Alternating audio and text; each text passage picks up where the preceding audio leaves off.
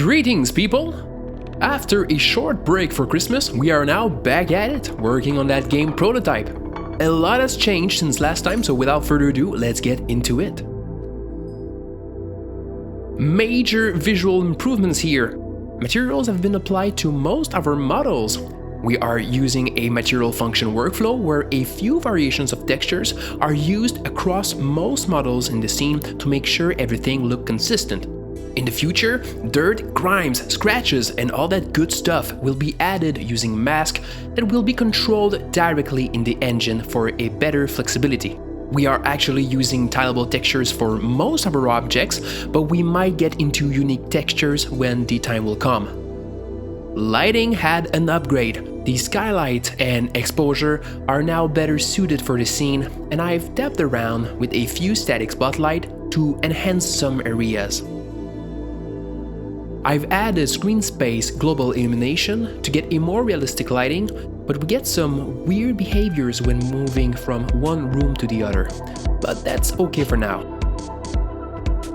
We've considerably improved the audio experience for the game. We now have an eerie ambience, and footsteps can be heard from both the player and the monster when he's nearby. With the help of 3D spatialization and reverb, the sound is now much more immersive. A chasing music has been implemented for when the monster haunts you, and we can hear him grunt and make sounds randomly. On the gameplay side, we can now both play as an adult and as a child. The adult can move heavy objects and open doors during the day, while the child can hide and crawl in small spaces at night when the monster is lurking. Speaking of doors, we can now open and close them and use keys found around to unlock some of them. We've added a sprint function with stamina for a brief burst of speed when needed, and also implemented some matches that the player will find to better see in the darkness.